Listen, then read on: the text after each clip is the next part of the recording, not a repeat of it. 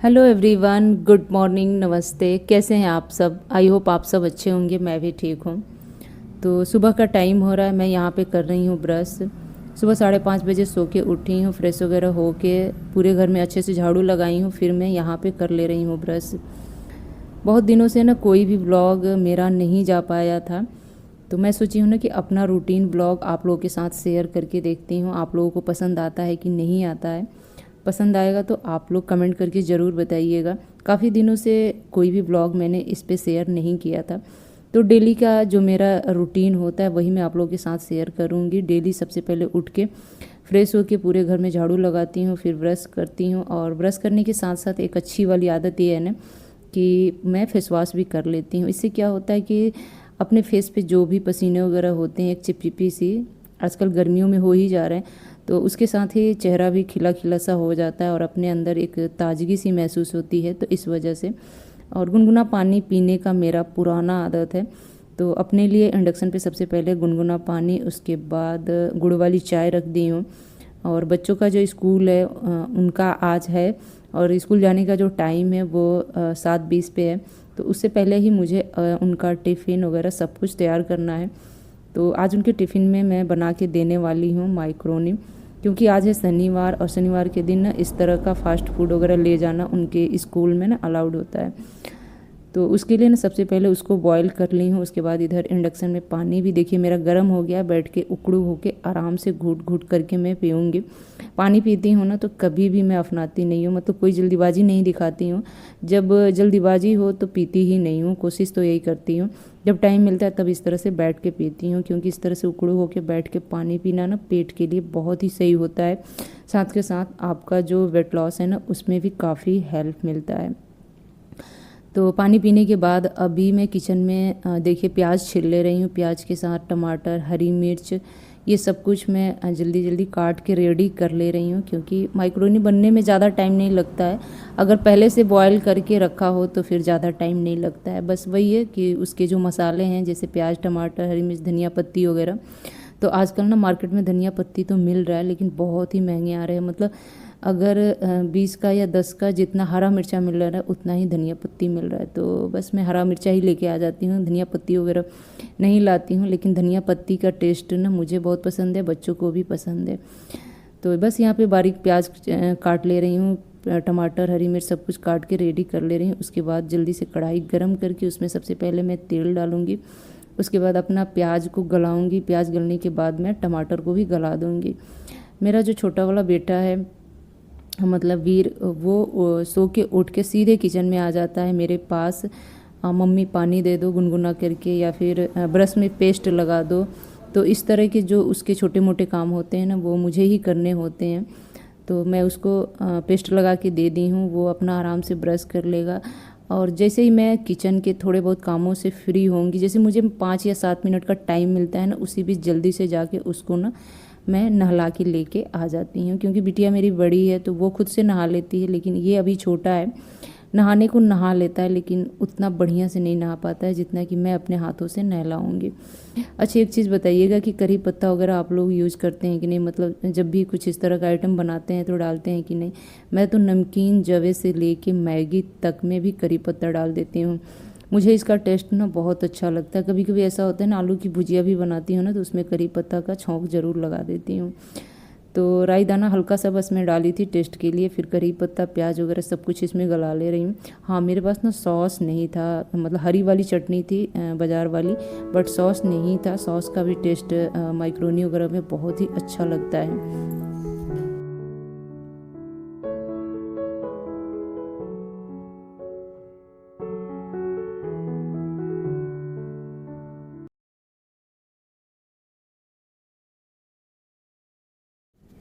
फिर जैसे ही मेरा प्याज टमाटर गल गया है हल्का हल्का सा, तो उसमें पास्ता मसाला डाल दी हूँ और थोड़ा सा पानी डालूँगी, क्योंकि इसका जो मसाला है ना थोड़ा सा मुझे जूसी टाइप का, थोड़ा सा ग्रेवी टाइप का तैयार करना है, क्योंकि ग्रेवी टाइप का ही माइक्रोनी पास्ता वगैरह बच्चों को अच्छा लगता है। उसके बाद मैं बताई हूँ ना कि जल्दी से टाइम निकाल के मैं जाती हूँ और वीर को नहला के लेके आ जाती हूँ। तो यहाँ पे मैं बता दूँ कि नहला के लेके आ गई हूँ और उसके ड्रेस वगैरह भी उसको पहना दी हूँ। आज के दिन वाइट ड्रेस ही पहन के जाना होता है इन्हें, और मतलब वाइट ड्रेस नहीं, वाइट ड्रेस में हाउस ड्रेस ही पहन के जाना होता है। तो सॉक्स वगैरह भी इनके पैर में लगा दे रही हूँ। शूज़ वगैरह तो खुद से ये पहन लेता है। उसके बाद थोड़ा बहुत हाथ पैर में मॉइस्चराइज़र या फेस पे जो भी क्रीम वगैरह लगाना होता है वो मैं लगा देती हूँ। तो मेरा जो किचन का काम है और वीर को रेडी कराने का काम है, ये मेरा साथ के साथ चलता रहता है। चाहे मुझे रोटी पराठा ही या कुछ भी बनाना हो, लेकिन साथ के साथ ये दोनों काम मेरा सुबह के टाइम पे चलना होता है। ऐसा लगता है ना कि 2 हाथ के बजाय 4 हाथ भी होते हैं ना तो कम पड़ जाते हैं। फिर देखिए यहाँ पे मैं जल्दी से गर्म पानी कर दे रही हूँ, क्योंकि इनके पापा को गर्म पानी चाहिए, तो उन्हीं के लिए मैं कर रही हूँ। माइक्रोनी जो बनने का काम है मेरा वो चल ही रहा है, और उनको गर्म पानी देने के बाद फिर से मैं उनके लिए चढ़ा दी हूँ चाय, क्योंकि वो काफ़ी लेट से आज उठे थे। तो इस वजह से मुझे ना उनकी भी मतलब फरमाइश जो है ना बीच बीच में पूरी करनी होती है। मसाला मेरा जैसे पक गया है, अच्छे से भुन गया है, तो इसमें मैं माइक्रोनी डाल दी हूँ। और माइक्रोनी के साथ साथ बता दूँ ना कि कुछ पास्ता भी थे इसमें जो कि मिक्स हो गए थे। तो दोनों तो खैर एक ही होते हैं, चाहे जैसे भी बनाओ। तो ये मेरा काम हो गया। साथ के साथ जैसे ही बच्चों को पता चला कि बस माइक्रोनी बन के रेडी हो गया, अपना अपना टिफ़िन लेके देखिए कैसे आ गए हैं।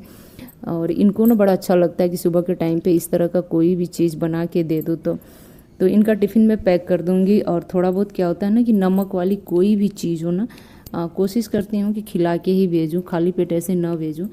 तो बस वही 2 से 3 चम्मच इनको खिला दी थी मैं, ताकि थोड़ा सा ये हो कि हाँ नमक वाली चीज़ बच्चे खा लेते हैं ना तो अच्छा लगता है, पता नहीं क्यों। और सुबह सुबह ना कभी कभी ये लोग दूध पीते हैं, कभी कभी नहीं पीते हैं।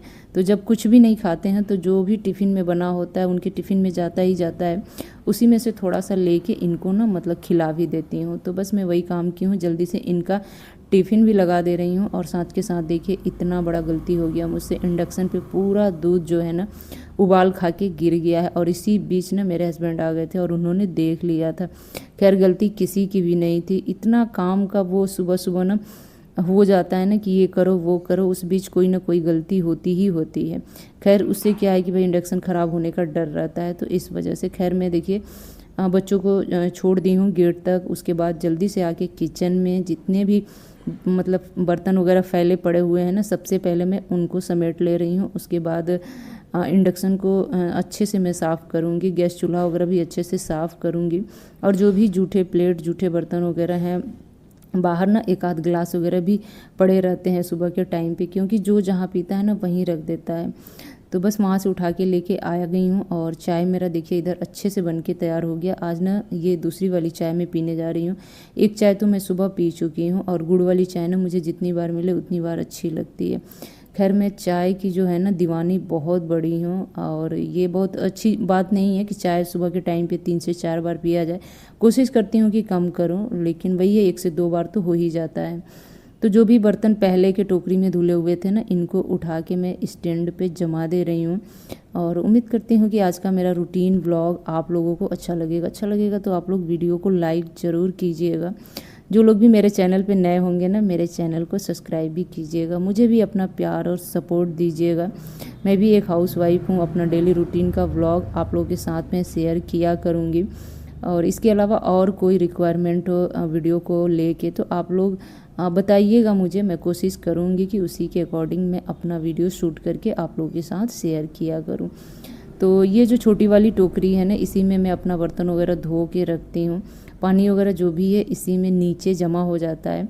नहीं तो इससे पहले ना एक जो ट्रे वाली बास्केट आती थी वो भी मेरे पास है, उसको भी मैं यूज करती हूँ। लेकिन जो नीचे का ट्रे है ना थोड़ा सा फट सा गया है, तो उठाने में और रखने में काफ़ी दिक्कत होता है। तो इस वजह से अभी मैं इसी टोकरी को यूज कर रही हूँ।